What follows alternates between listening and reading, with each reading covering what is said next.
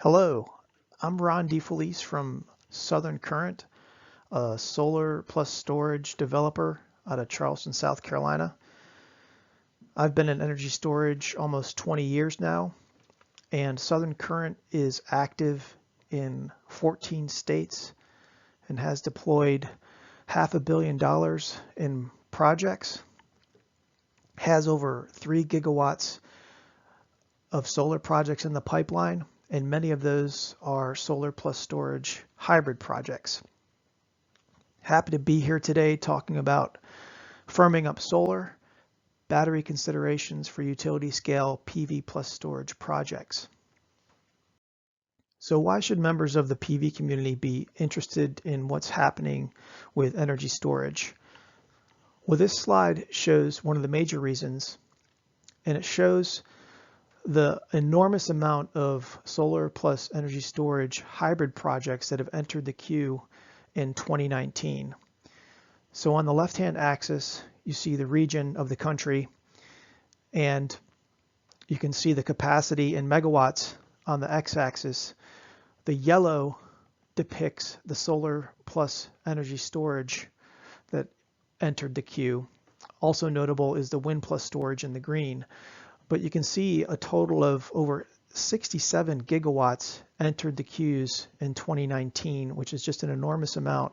And so you're going to see more and more hybrid projects being deployed across the US in the coming years. And why are these hybrids being deployed? Well, as we increase our renewables penetration, and we want to retire more and more traditional thermal assets, we're going to have systems that replicate those thermal assets in terms of performance. And of course, you can't get that performance from solar alone, and you can't really get it from energy storage alone.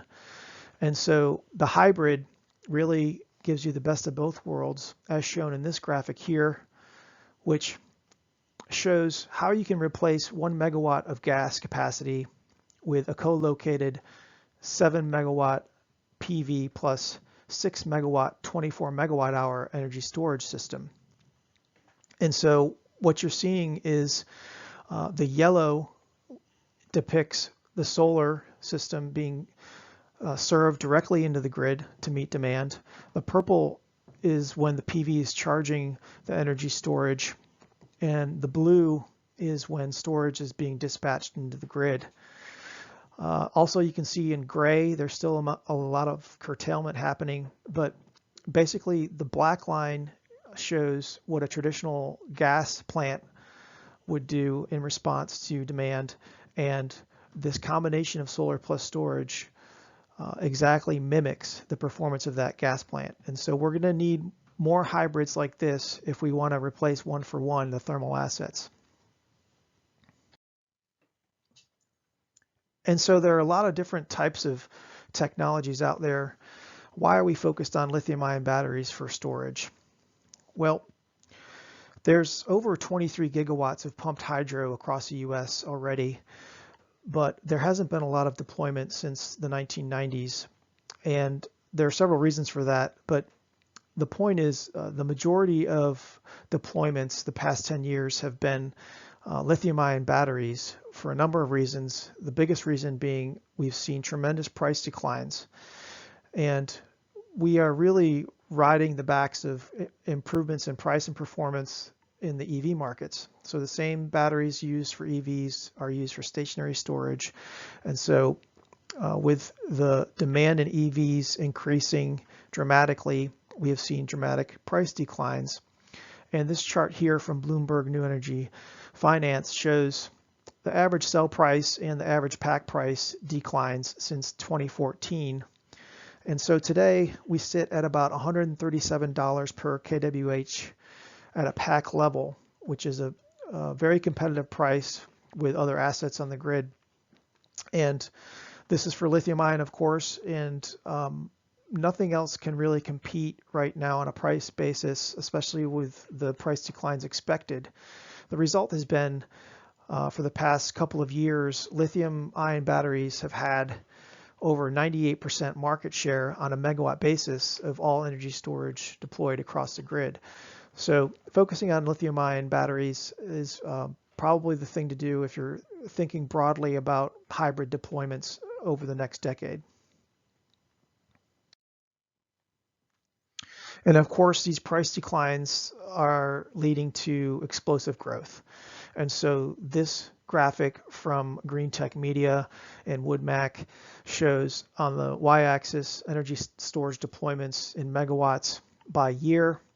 And what we're seeing is a lot of front of the meter deployment. So that's your gray.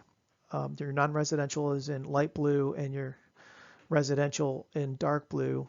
And I draw your attention to the 2020 estimate, which was over a gigawatt deployed. And the expectation for 2021 is over 3 times growth from 2020. And so we're expecting over 3.7 gigawatts of energy storage to be deployed this year, which is just a tremendous amount of growth. And so understanding how lithium-ion batteries behave is going to become more and more important. And on that front, the number one point I'd like to drive home is just that batteries involve trade-offs. There is no perfect battery out there.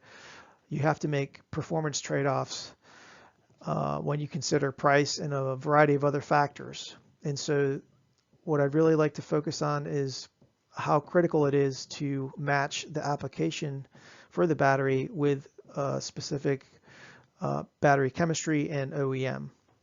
And so this graphic here, it's a spider graph that shows all the different variables that are important when deploying lithium-ion batteries, all the way from, what is the specific energy and the energy density, what power output can it achieve, how is its temperature performance, how fast can it charge and discharge, and what, of course, safety is important, and cost is the number one thing that a lot of people consider for applications. So the perfect battery would be like this red line depicted on the graph. The state of the art right now is NMC, which stands for nickel, magnesium, cobalt batteries. And you can see there that performance is outlined in gray.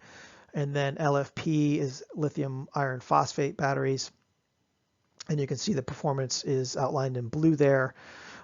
Each of those chemistries has limitations, and yet they're still the dominant form of lithium-ion batteries out there. So ideally, you'd want to be on the outer edge of each of these performance metrics. As of yet, we don't have a battery that can do that cost effectively, but there are literally billions of dollars in R&D happening right now to address that. So what's the best resource for tracking the performance of different battery chemistries and batteries from the different vendors? Well, right now, I'd say the best resource is the DNVGL battery scorecard that has come out annually for the past couple of years now. This latest one came out in December of 2020, and they tested 22 vendors for this report. And they checked for the main degradation factors, which are average state of charge of the battery, the state of charge swing, or depth of discharge window, the charge discharge rate, otherwise known as the C rate of the battery, and temperature. So those are the main degradation factors that impact performance for lithium-ion batteries. And the majority of the cells were LFP, lithium iron phosphate, or your NMC, NCA. And interestingly enough, on this chart, it's a back to the future scenario where they show the dominating chemistry over the years. And starting in year 2012, for 4 years, lithium iron phosphate was the dominating chemistry. And then that changed to NMC and NCA for 5 years, beginning in 2016, all the way to last year.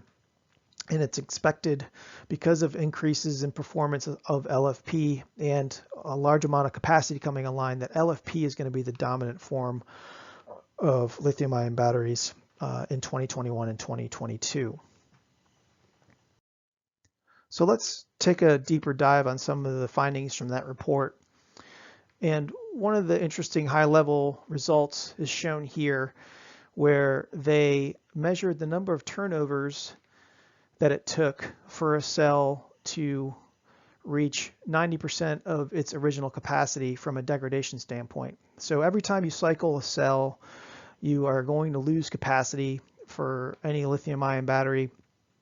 And they use turnovers because it's a more accurate way of measuring performance versus cycles. When you just do it on a cycle basis, it doesn't account for the fact that your capacity actually degrades over time. So a cycle at cycle 500 is different than cycle at cycle 1. So turnover accounts for that. And so what they discovered from the sample set was there's an average turnover of 1,800 for a cell to degrade 10%. And so that's a pretty good number. You know, it's indicative of a daily cycling of a battery for 5 years before you hit that kind of degradation. But what's striking is that there's such variation among even batteries of the same class. And so if you even just look at the first two, vendor A and vendor B, so these are nickel, magnesium, cobalt cells, and you can see one only went for 901 turnovers before a 10% degradation occurred, and one achieved quite a bit higher, 6,400 turnovers before the same amount of degradation was seen. And so even within the same battery class, you see this huge variation in performance, which is something that a lot of people don't appreciate. They think that all batteries are created equal, and they are not. Different vendors have different formulations, and so it's really important to understand what the vendor's offering when evaluating an energy storage solution for a project. Another aspect of lithium-ion battery performance that's not well appreciated is that lithium-ion batteries degrade non-linearly. And so the degradation depends on what temperature they're used at, the resting state of charge, the C rate that they are charged and discharged at, and a variety of other factors.